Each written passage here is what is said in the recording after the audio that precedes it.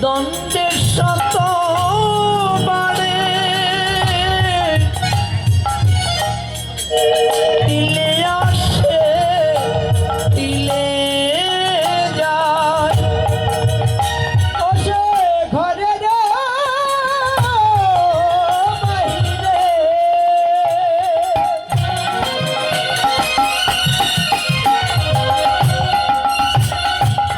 দ্বন্দ্বের শত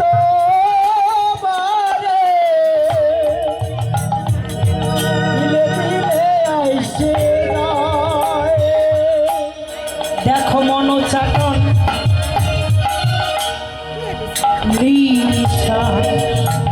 যখন কদম্ব কাননে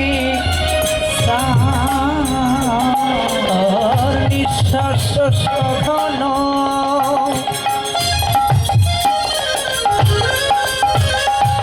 ধ্বনির মনযুক্তা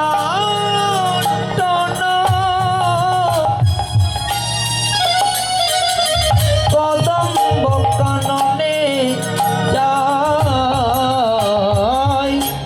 মন যাতা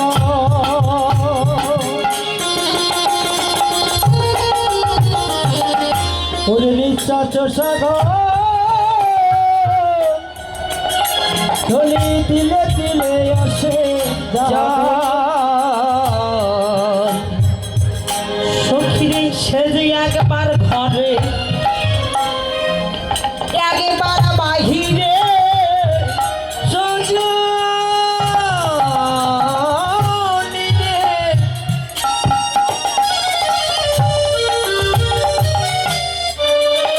ও সে একবার ঘরে একবার বাহিরে সে যে একবার ঘরে ঘরে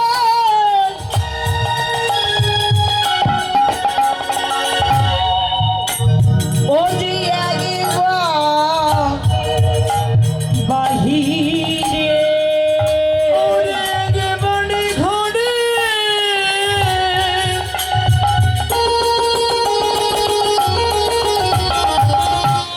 ওরে একবার বাহিরে সে যে একবার ঘরে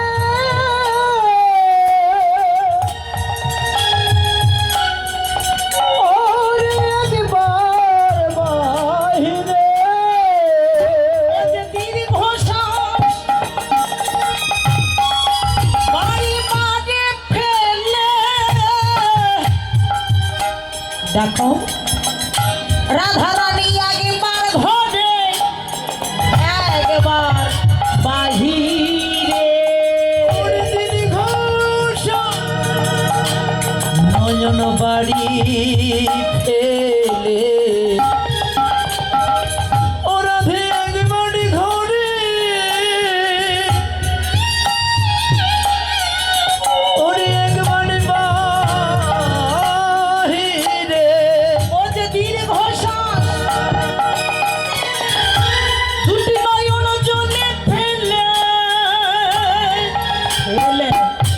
একবার ঘরে একবার বাহিরে দীর্ঘ শ্বাস নয়ন জলে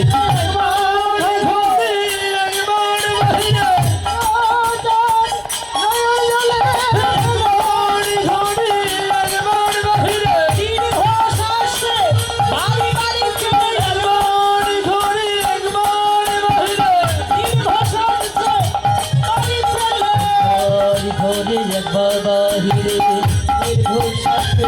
জলে ফেলে একবার ঘরে একবার বাহিরে দীর্ঘ শ্বাস নয়ন জলে ফেলে একবার ঘরে একবার বাহিরে একবার ঘরে একবার বাহিরে দীর্ঘ নয়ন জলে ফেলে ও ধনী একবার ঘরে ও একবার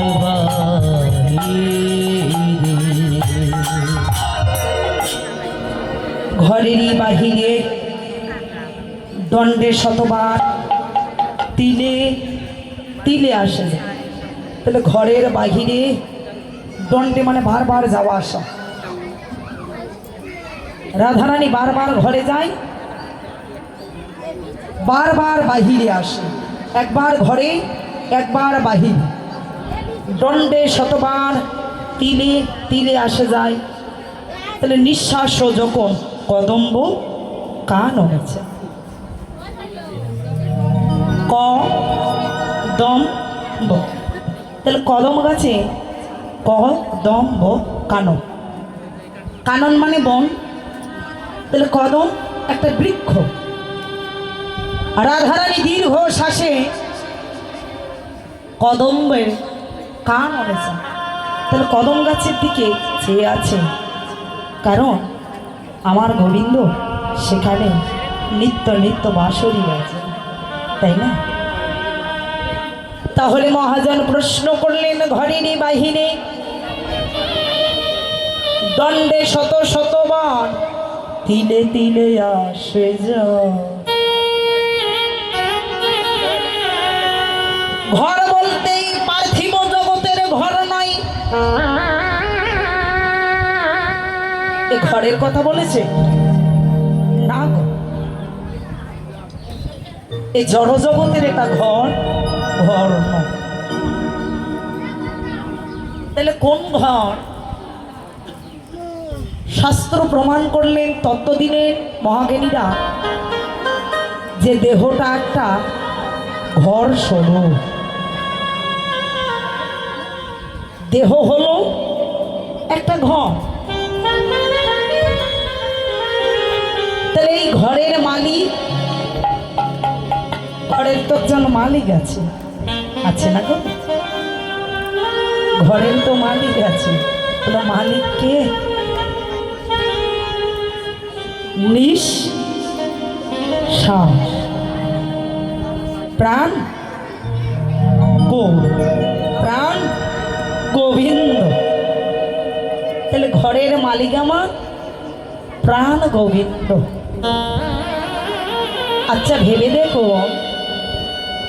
যেমন এই পার্থিব জগতের বুকে অনেকজনে বাসাবাড়ি ছেড়ে শহরে চাকরির জন্য যায় না, যায় না গো? অর্থাৎ তো যে বাড়িগুলোতে কেউ থাকে না, ও বাড়িগুলোতে তালা লাগায়, লাগায় না? তো তালা যদি লাগাই দেয়, ও বাড়িতে কেউ যায়? মা,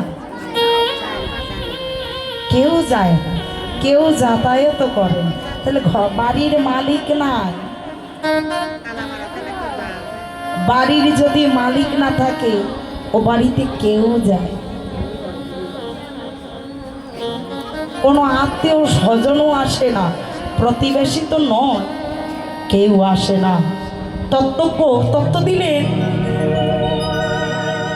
তদ্রূপে দেহটাই আমার ঘর স্বরূপ,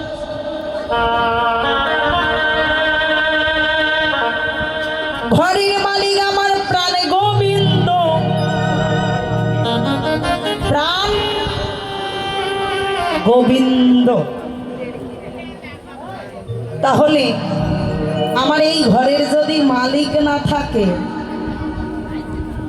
ঘরের কি দাম থাকবে গো? আরে কোনো দাম আছে মা? আদর আছে না ভালোবাসা আছে? কিছুই না।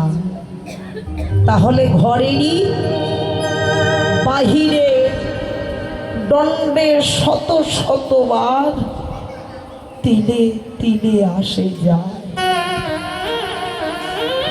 মন উচ্চাটনে নিঃশ্বাস যখন কদম্ব কাননে যায়, ভেবে দেখুন, কদম্ব একটা বৃক্ষের নাম, কিন্তু কদম গাছে আমার কৃষ্ণ নয় গো। কদম গাছে কি কৃষ্ণ আছে? না। কদম গাছে যদি কৃষ্ণ থাকতো, তাহলে আমরা প্রত্যেকে উঠানে করে একটা কদম গাছ লাগাই দিতাম, দিতাম না? তাহলে কৃষ্ণ আমার বাড়িতে থাকতো, বাঁশি বাজাতো। কিন্তু ওই কদম নয়, ও গাছে আমার কৃষ্ণ নয়, ওই কদম গাছে নয়, তবে কোন বা গাছে কোন গাছে কৃষ্ণ আছে তত্ত্ব দিলে দেখো আমার দমের গাছে কৃষ্ণ থাকে, আমার দমে গাছে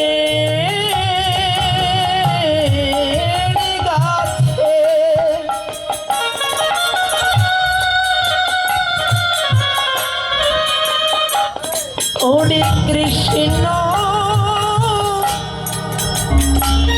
কৃষ্ণ থাকে আমার দমে গাছে।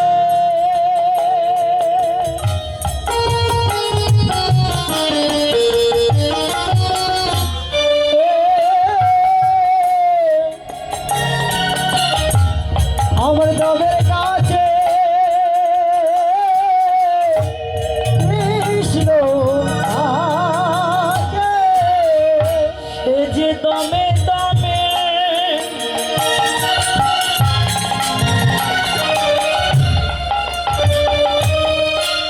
দেখো নাম জপে আমার দমের গাছে কৃষ্ণ থাকে, দমে দমে নাম জপে গাছে কৃষ্ণ থাকে, দমে দমে নাম জপে গাছে কৃষ্ণ থাকে, দমে দমে নাম জপে গাছে কৃষ্ণ থাকে, জন্মে নয় জন্মে জন্মে গাছে কৃষ্ণ থাকে, জন্মে নয় জন্মে জন্মে আমার দমে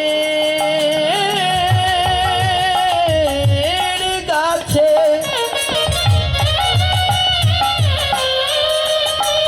ওরে কৃষ্ণ